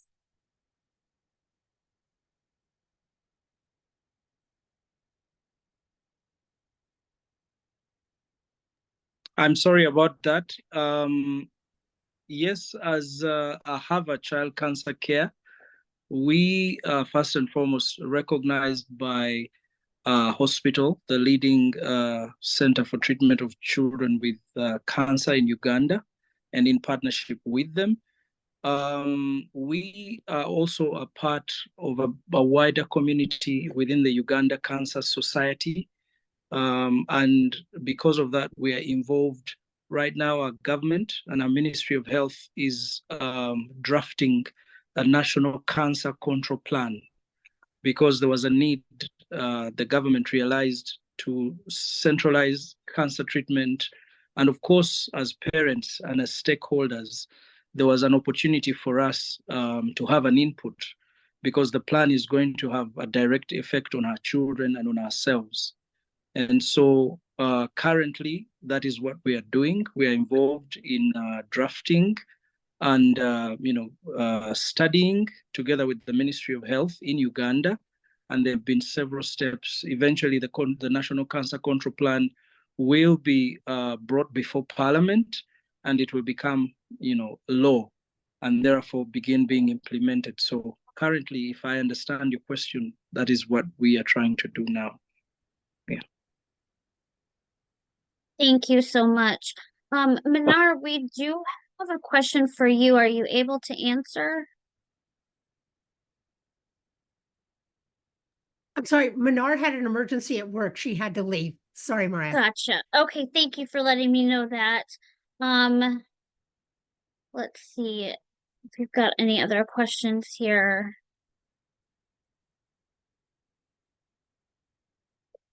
So this is a question. Go ahead, Mariah. Go ahead. I just was I wondering, just- Criss, Dr. Criss, they were wondering a specific question for you. Is there a difference in the gender selection for treatment? Is there any discrimination between girls and boys who come for treatment of childhood cancer in DRC?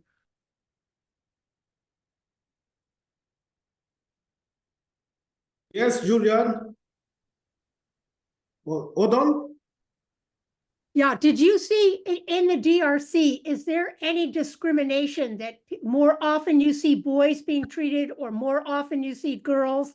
Is there any discrimination in the gender?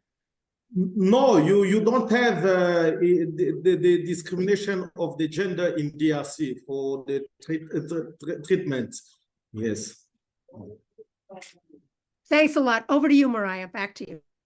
Thank you. So we have one question left that we could get answered today. And I just wanted to say before we get your answers to that, thank you so much for sharing the survivors. You've done a wonderful job. And it can be difficult to talk about, but you've done a great job with everything. So we do have one last question. Do you think that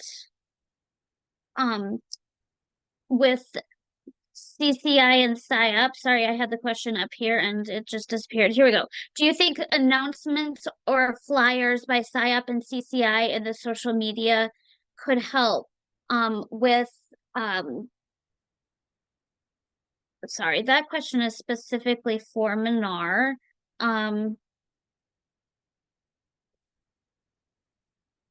I think that was the extent of the questions for today that we could answer with the people that we have here. Unless anyone wanted to just give some closing remarks, we have about a minute left if anyone would like to. Otherwise, I would turn it back over to you, Julia. That sounds great. There was one more question for the DR. I just wanted to check, Criss, there's something, let me look at Jeff. It was nearly near the beginning. Criss, Yeah. Dr. Criss, Yes. Jeff Moliva wants to know, what is a common international challenge to face for the cancer in Africa, knowing that the economic situation is unable to support laboratory and treatment properly? Do you have any way that any NGO or civil society that is helping the families to pay for treatment? In DRC is now we have a program for cancer, but this program is beginning just for 6 months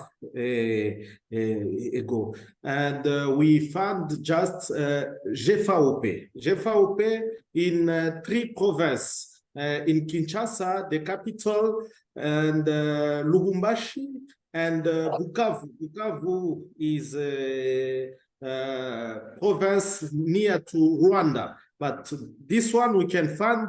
GFAOP gives some medicine for people who have a cancer.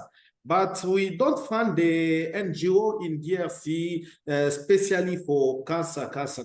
It's a big challenge for our country. It's a big country, but no NGO for support the people who have a cancer. Okay, thanks so much, Dr. Criss. I think it would be great if you guys could talk to Kenneth and find out how they got started in Uganda, and maybe and also working with CCI, which supports parent groups, which could be really helpful for your parents as a new unit, you know? I think we're going to get you in the network now. I'm so grateful for everybody that has shared their story, their advice, their guidance. I thank everybody. We're going to have a closing comment from Mr. Rodney Wong, who is the president of CCI. Rodney, I think I see you here, but I think we have a recording. Would you prefer we show the recording?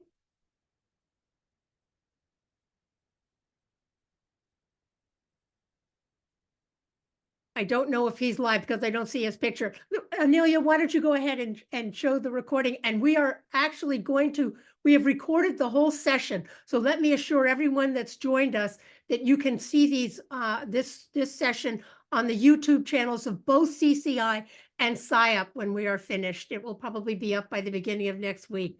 And go ahead, Amelia, you can show Rodney's closing.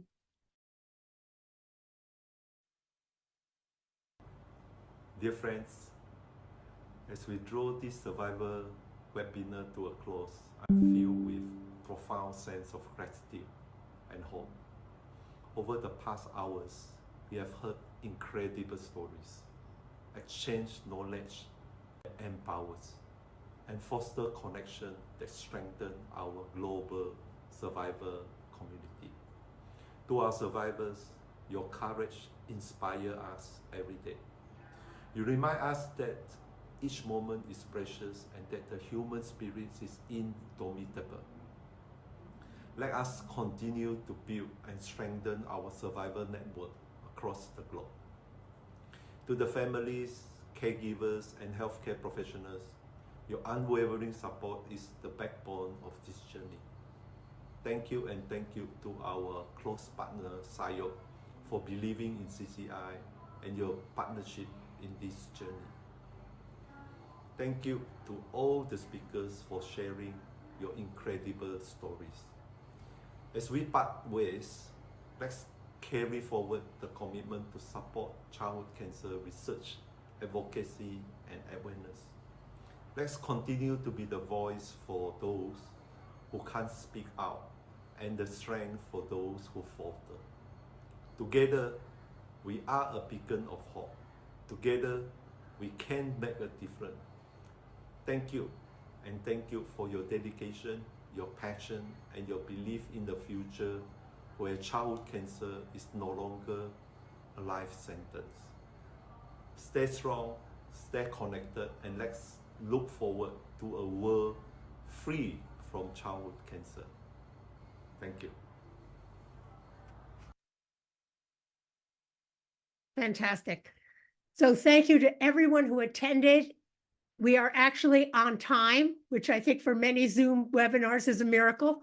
I thank everyone for sharing your stories, the translators who did such a fantastic job, and we hope in the future we can get more languages, because I think we would like to have our messages go out and our experiences go out to everyone, that we can not let language be a barrier.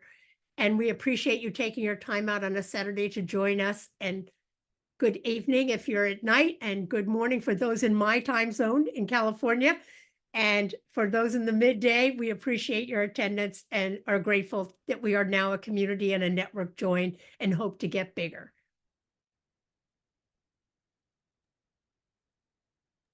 Thank you. Thank you. Thank you. Thank you. Great was session. great. Thank you very much. Thank you all. Privilege for me to be here.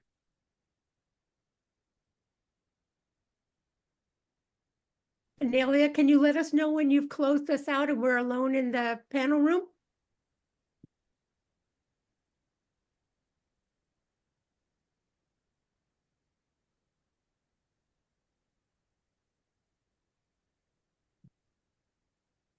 Sorry, Julia, do you want to stay a bit more? No. Can you tell us when you have closed out our broadcast so that we are left alone in the panel room? Yes, people are still stepping down. Okay.